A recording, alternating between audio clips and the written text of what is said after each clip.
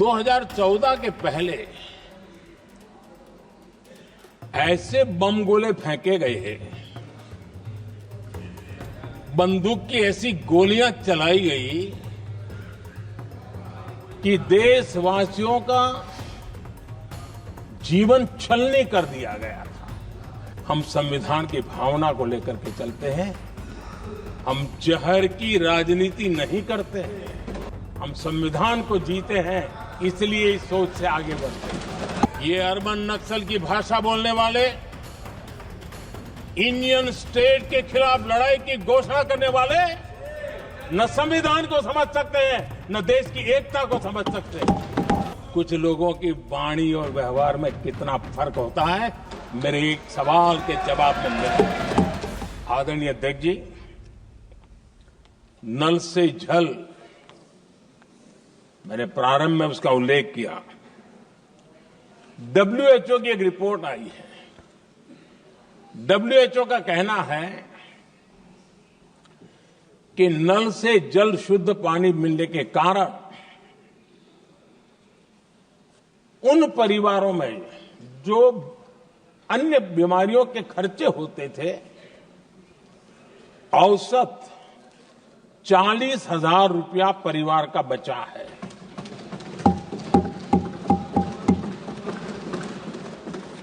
मैं ज्यादा गिन नहीं रहा हूं, लेकिन ऐसी अनेक योजना है जिन योजनाओं ने सामान्य मानवीय के खर्च में बचत की है।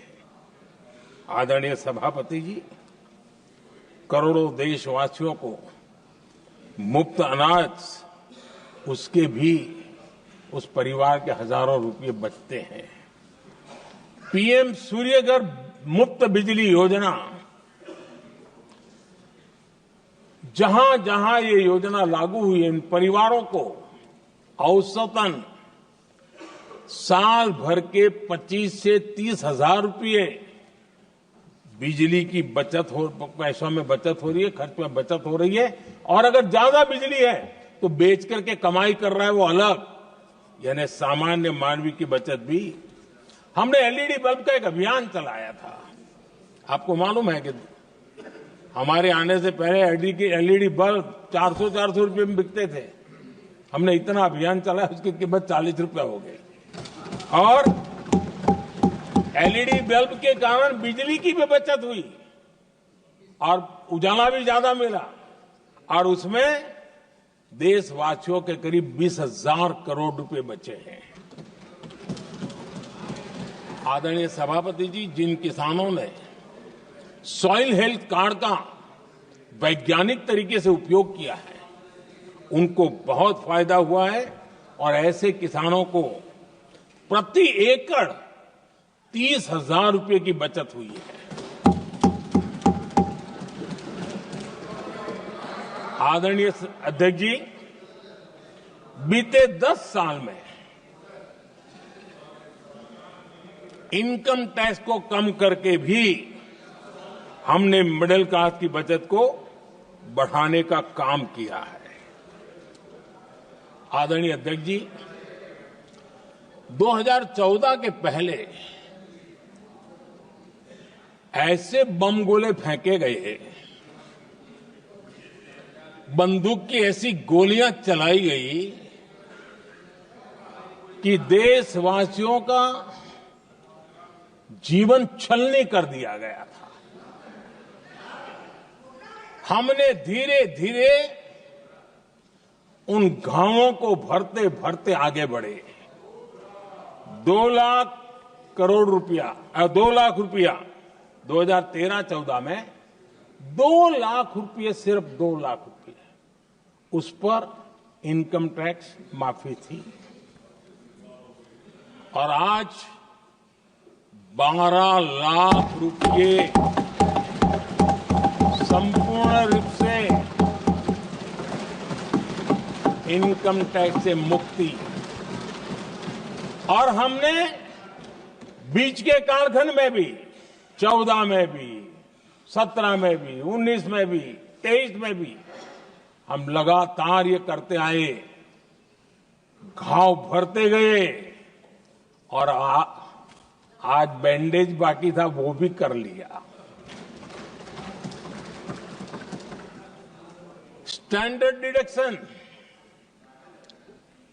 उसके अगर 75,000 जोड़ दें तो 1 अप्रैल के बाद देश में जो सैलरीड क्लास हैं उनके 13.25 लाख रुपए पर तक कोई इनकम टैक्स नहीं देना पड़ेगा।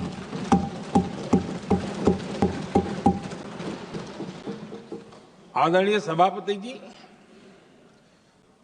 आप जिस समय युवा मोर्चा में काम करते थे तब एक बात आप सुनते होंगे, पढ़ते भी होंगे।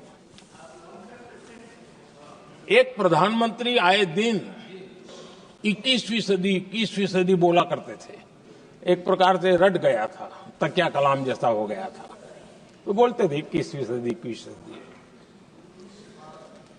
जब इतनी बार बोला जाता था तो उस समय टाइम्स ऑफ इंडिया में आर.के. लक्ष्मण ने एक बड़ा शानदार कार्टून बनाया था। वो कार्टून बड़ा इंटरेस्टिंग था। उस कार्टून में एक हवाई जहाज है, एक पायलट है। अब उन्होंने पायलट क्यों पसंद किया वो तो मुझे मालूम नहीं। कुछ पैसेंजर बैठे थे और हवाई जहाज एक ठेले पे रखा हुआ था और मजदूर ठेले को धक्का मार रहे थे और 21वीं सदी लिखा हुआ था। वो कार्टून उस समय तो मजाक लग रहा था, लेकिन आगे चल करके वो सच सिद्ध हो गया। आदरणीय अध्यक्ष जी, ये कटाक्ष था जमीनी सच्चाई से। तब के प्रधानमंत्री कितने कटे उठे थे और हवाई बातों में लगे हुए थे, इसका वो जीता जागता प्रदर्शन करने वाला कार्टून है।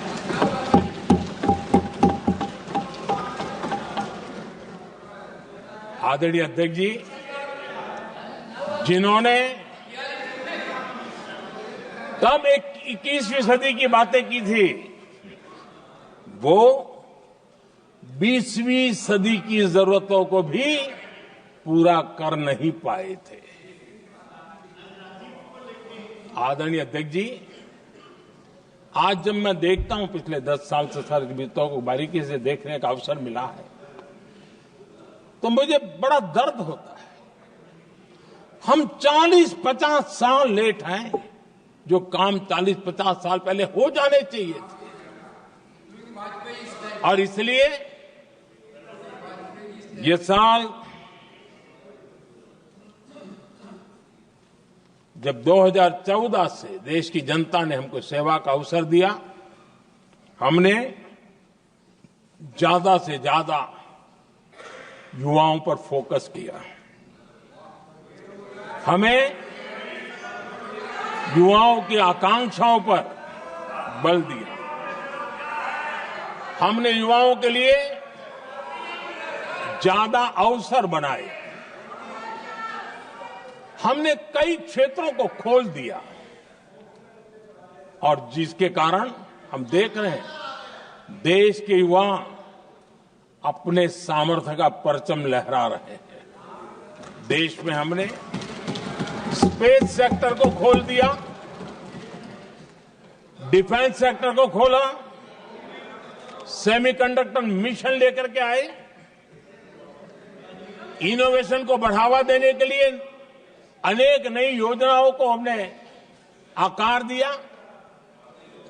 स्टार्टअप इंडिया इकोसिस्टम पूरा डेवलप किया और इस बजट में भी आदरणीय अध्यक्ष जी एक बहुत महत्वपूर्ण निर्णय हुआ है। 12 लाख की आय पर इनकम टैक्स की माफी, ये समाचार इतना बड़ा बन गया कि बहुत सी महत्वपूर्ण चीजों पर अभी भी कुछ लोगों का ध्यान नहीं गया है। वो महत्वपूर्ण निर्णय हुआ है। हमने न्यूक्लियर एनर्जी सेक्टर को ओपन कर दिया और इसके दूरगामी सकारात्मक प्रभाव और परिणाम देश को देखने के लिए मिलने वाले हैं। आदरणीय अध्यक्ष जी, AI, 3D printing, robotics, virtual reality की चर्चा हम तो गेमिंग का भी महात्मा क्या होता है इसके लिए भी प्रयास करने वाले लोगों में से। मैंने देश के नौजवानों से कहा है कि दुनिया का गेमिंग क्रिएशन का, क्रिएटिविटी वर्ल्ड का कैपिटल भारत क्यों न बने। और मैं देख रहा हूं बहुत तेजी से हमारे लोग काम कर रहे हैं।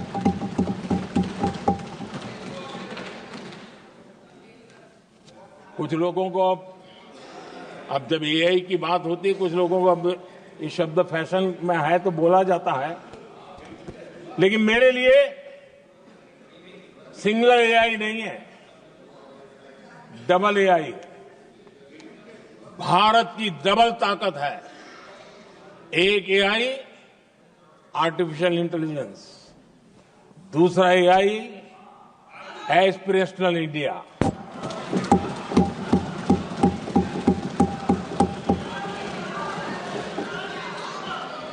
हमने स्कूलों में 10,000 टिंकरिंग लैब्स शुरू किए और आज उन टिंकरिंग लैब से निकले बच्चे रोबोटिक्स बना करके लोगों को चकित कर रहे हैं।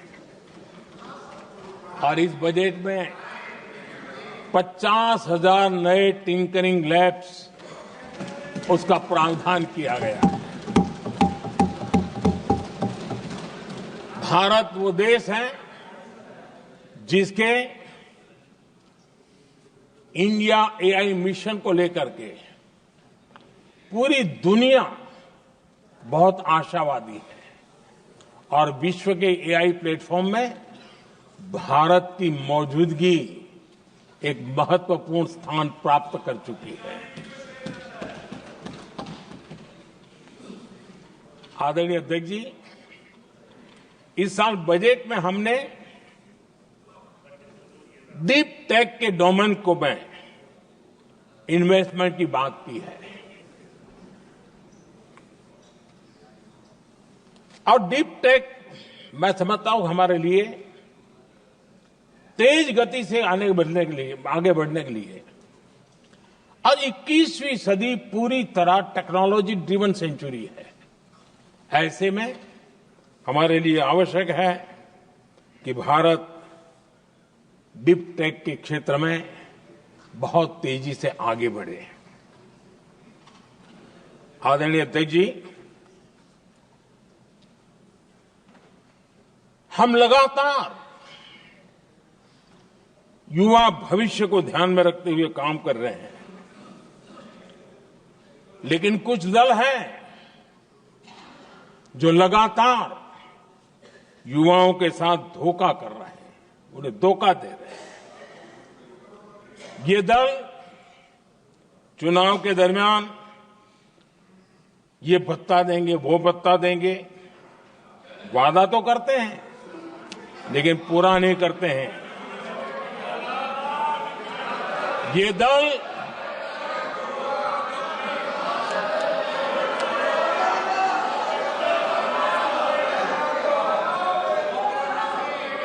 प्लीज माननीय सदस्य गरिमा प्रतिष्ठा बनाए रखें। भारत की संसद में आप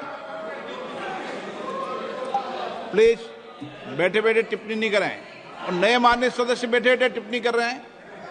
आदरणीय अध्यक्ष जी, ये दल युवाओं के भविष्य पर आपदा बनकर गिरे हुए हैं।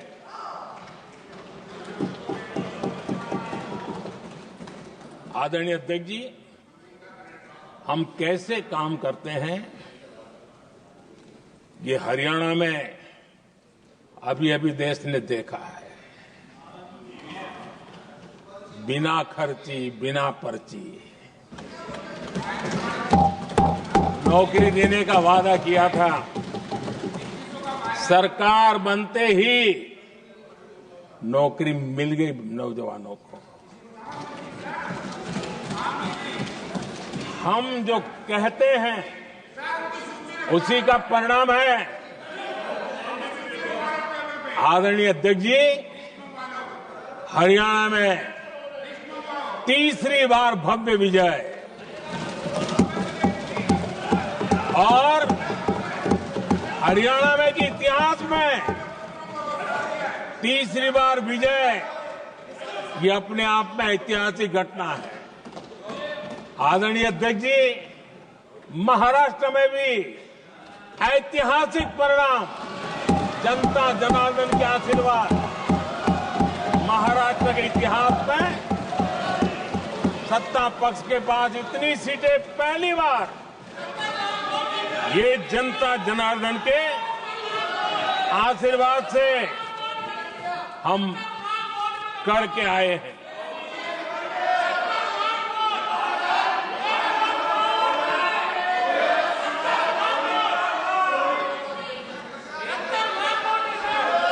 कुछ समझते हैं आदरणीय चीजों को? अध्यक्ष जी, कल जवाब दिया था ना आपको। चलिए। आदरणीय राष्ट्रपति जी ने अपने अभिभाषण में हमारे संविधान के 75 वर्ष होने पर भी विस्तार से चर्चा की है। आदरणीय अध्यक्ष जी, संविधान में जो धाराएं हैं उसके साथ साथ संविधान का एक स्पिरिट भी है और संविधान को मजबूती देने के लिए संविधान की भावना को जीना पड़ता है। और मैं आज उदाहरणों के साथ बताना चाहता हूं। हम वो लोग हैं जो संविधान को जीते हैं।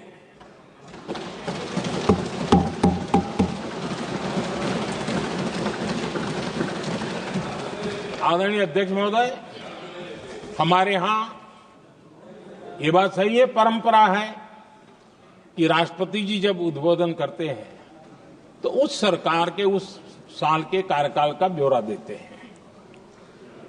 उसी प्रकार से राज्यों में गवर्नर का जो उद्बोधन होता है सदन में, वो उस राज्य के कार्यकलापों का ब्यौरा देते हैं। संविधान और लोकतंत्र का स्पिरिट क्या होता है? जब गुजरात के 50 वर्ष हुए, गोल्डन जुबली ईयर मना रहे थे और सद्भाग्य से मुझे उस समय मुख्यमंत्री के रूप में सेवारत था मैं, तो हमने एक महत्वपूर्ण निर्णय किया। हमने किया इस गोल्डन जुबली ईयर में पिछले 50 वर्ष में सदन में जितने भी गवर्नर के भाषण हुए हैं, मतलब उस समय की सरकारों का ही वाहवाही उसमें होती है, हमने कहा कि उन 50 साल में जितने भी गवर्नर के भाषण हुए हैं सबको ही एक पुस्तक के रूप में तैयार किया जाए, ग्रंथ बनाया जाए और आज सभी लाइब्रेरीज में वो ग्रंथ अवेलेबल है। मैं तो बीजेपी वाला था, गुजरात में तो ज्यादातर कांग्रेस की सरकारें रही थी, उन सरकारों के गवर्नर के भाषण थे, लेकिन उसको भी प्रसिद्ध कराने का काम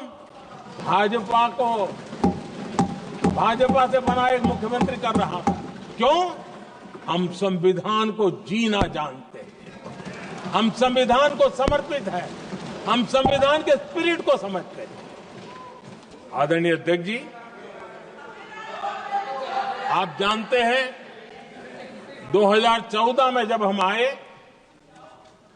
तब मान्य विपक्ष नहीं था, रिकॉग्नाइज्ड अपोजिशन पार्टी नहीं थी, उतने अंक भी लेकर के कोई नहीं आए थे। भारत के अनेक कानून ऐसे थे, कि हमें पूरी स्वतंत्रता थी उस कानून के हिसाब से काम करने की। अनेक कमेटियां ऐसी थी जिसमें लिखा था लीडर ऑफ द अपोजिशन उसमें आएंगे, लेकिन अपोजिशन था ही नहीं, रिकॉग्नाइज अपोजिशन नहीं था। ये हमारा संविधान जीने का स्वभाव था, ये हमारा संविधान का स्पिरिट था, ये हमारी लोकतंत्र की मर्यादाओं का पालन करने का इरादा था। हमने तय किया कि भले मान्य विपक्ष नहीं होगा, रिकॉग्नाइज अपोजिशन नहीं होगा, लेकिन जो सबसे बड़े दल का सब नेता है उसको मीटिंगों में बुलाएंगे। ये लोकतंत्र का स्पिरिट होता है, तब होता है।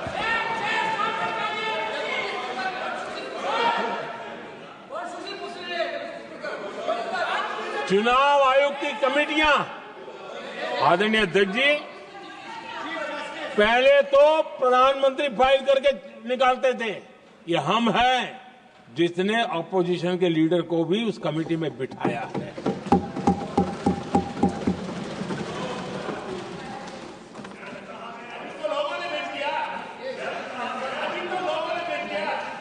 और हमने इसके लिए कानून भी बनाया और आज विधिवत रूप से इलेक्शन कमीशन बनेगा तो अपोजिशन लीडर भी उसके निर्णय की प्रक्रिया में हिस्सा होंगे। ये काम हम करते हैं और ये मैंने पहले ही कहा, हम इसलिए करते हैं कि हम संविधान को जीते हैं। आदरणीय अध्यक्ष जी, दिल्ली में आपको कई स्थान ऐसे मिलेंगे जहां कुछ परिवारों ने अपने म्यूजियम बना करके रखे हुए हैं।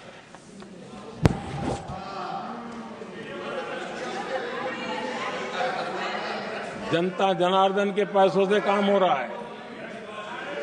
लोकतंत्र का स्पिरिट क्या होता है, संविधान को जीना किसको कहते हैं। हमने पीएम म्यूजियम बनाया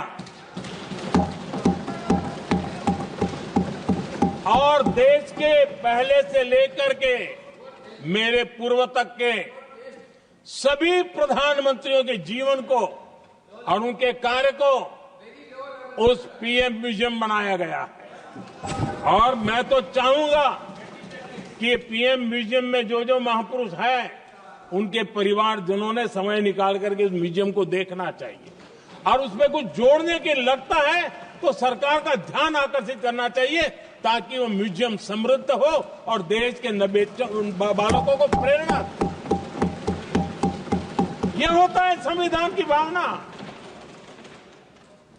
अपने लिए तो सब करते हैं, खुद के लिए जीने वालों की जमात बहुत छोटी नहीं है। संविधान के लिए जीने वाले यहां बैठे हैं।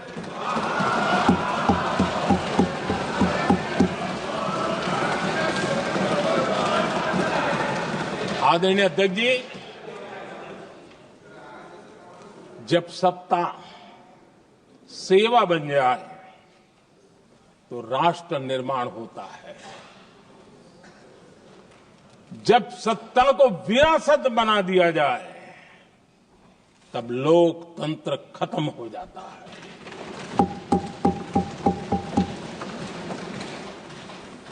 आदरणीय अध्यक्ष जी, हम संविधान की भावना को लेकर के चलते हैं। हम जहर की राजनीति नहीं करते हैं।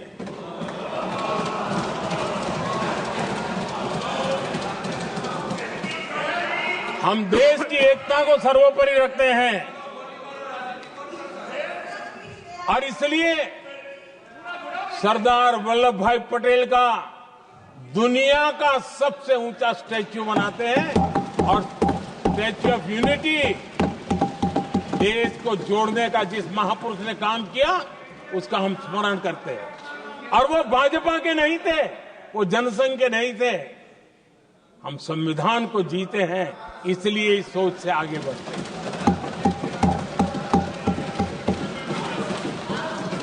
आदरणीय अध्यक्ष जी, ये देश का दुर्भाग्य है कि आजकल कुछ लोग अर्बन नक्सल की भाषा खुलेआम बोल रहे हैं।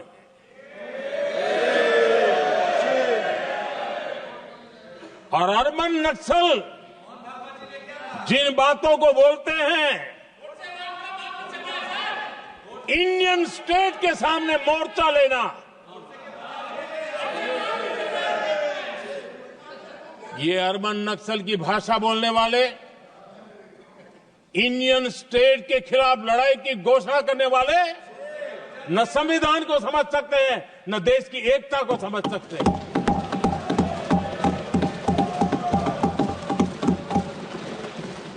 आदरणीय अध्यक्ष जी, 7 दशक तक जम्मू एंड कश्मीर और लद्दाख उसे संविधान के अधिकारों से वंचित रखा गया।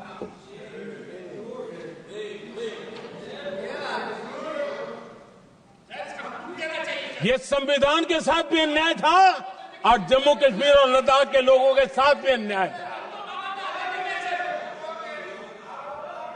हमने आर्टिकल 370 की दीवार गिरा दी।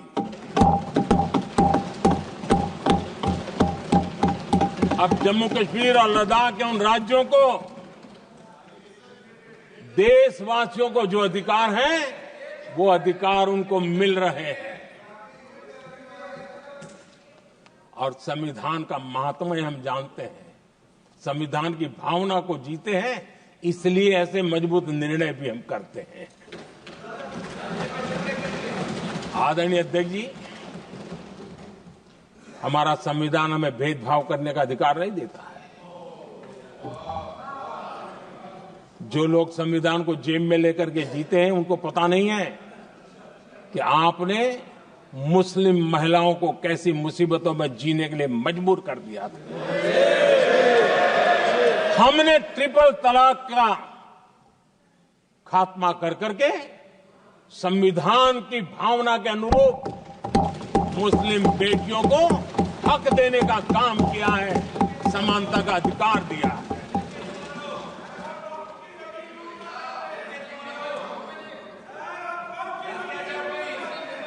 जब भी देश में एनडीए की सरकार रही है, हमने एक लंबे विजन के साथ काम किया है। पता नहीं देश को बांटने के लिए किस किस प्रकार की भाषाओं का प्रयोग किया जा रहा है। हताशा, निराशा पता नहीं उनको कहां तक ले जाएगी, लेकिन हमारी सोच कैसी है, एनडीए के साथी मिलकर के किस दिशा में सोचते हैं। हमारे लिए जो पीछे है, जो आखिरी है, और महात्मा गांधी जी ने जो कहा था, उसकी तरफ हमारा ध्यान ज्यादा है।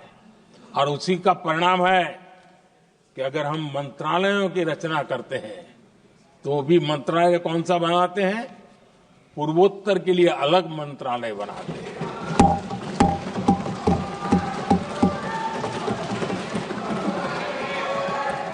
हम देश में इतने साल हो गए, अटल जी आए तब तक किसी को समझ नहीं आया था। भाषण तो देते रहते हैं, आदिवासियों के लिए अलग मंत्रालय एनडीए ने बनाया। आदरणीय अध्यक्ष जी, हमारे दक्षिण के राज्य समुद्री तट से जुड़े हैं। हमारे पूर्व के कई राज्य समुद्री तट से जुड़े हैं। वहां के समाज में फिशरीज का काम और फिशरमैन की संख्या बहुत बड़ी तादाद में है। उनका भी ख्याल रखना चाहिए। और जमीन के भीतर के छोटे पानी के जो इलाके रहते हैं, वहां भी फिशरमैन के रूप में काम करने वाले समाज के आखिरी तबके के लोग हैं।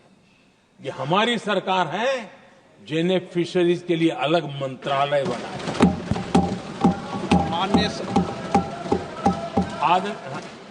माननीय सदस्यों, अगर सभा की सहमति हो तो सभा की कार्रवाई इस विषय की समाप्ति तक बढ़ा दी जाए। माननीय प्रधानमंत्री जी। आदरणीय अध्यक्ष जी, समाज के दबे कुचले वंचित लोग, इनके अंदर एक सामर्थ्य होता है। अगर स्किल डेवलपमेंट पर बल दिया जाए तो उनके लिए नए अवसर बन सकते हैं, उनकी आशा आकांक्षा के अनुरूप जिंदगी बना सकते हैं। और इसलिए हमने अलग स्किल मंत्रालय बनाया। आदरणीय अध्यक्ष जी, देश में लोकतंत्र का पहला धर्म होता है कि हम सत्ता को सामान्य से सामान्य नागरिक तक उसका अवसर मिले। और इस बात को ध्यान में रखते हुए भारत के कोऑपरेटिव सेक्टर को और समृद्ध बनाने के लिए और तंदुरुस्त बनाने के लिए देश के करोड़ों लोगों को जोड़ने का उसमें अवसर है। अनेक क्षेत्रों में कोऑपरेटिव मूवमेंट को बढ़ाया जा सकता है और उसको ध्यान में रखते हुए हमने अलग कोऑपरेटिव मंत्रालय बनाया। विजन क्या होता है ये यहां पता चलता है। आदरणीय अध्यक्ष जी, जाति की बातें करना कुछ लोगों के लिए फैशन बन गई है। पिछले 30 साल से सदन में आने वाले ओबीसी समाज के सांसद दलों के भेदभाव से ऊपर उठ करके एक होकर के 30-35 साल से मांग कर रहे थे कि ओबीसी कमीशन को संवैधानिक दर्जा दिया जाए।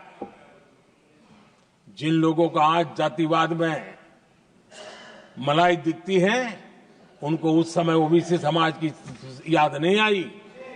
ये हम हैं जिन्होंने ओबीसी समाज को संवैधानिक दर्जा दिया। पिछड़ा वर्ग आयोग आज संवैधानिक व्यवस्था में जो है। आदरणीय अध्यक्ष जी, हर सेक्टर में एससी, एसटी, ओबीसी को ज्यादा से ज्यादा अवसर मिले, उस दिशा में हमने बहुत मजबूती के साथ काम किया है।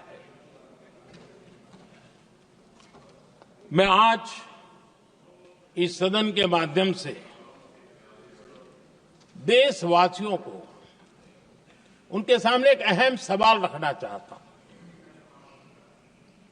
और अध्यक्ष महोदय, जरूर देशवासी मेरे इस सवाल पर चिंतन भी करेंगे और चौराहे पर चर्चा भी करेंगे। कोई मुझे बताएं, क्या एक ही समय में संसद में एससी वर्ग के एक ही परिवार के 3 सांसद कभी हुए हैं क्या? एससी वर्ग के एक ही परिवार के 3 सांसद कभी भी हुए क्या?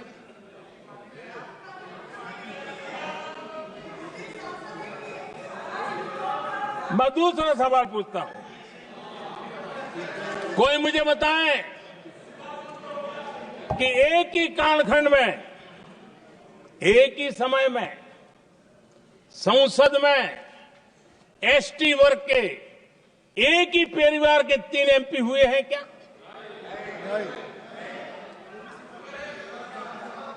आदरणीय अध्यक्ष जी, कुछ लोगों की वाणी और व्यवहार में कितना फर्क होता है, मेरे एक सवाल के जवाब में मिला।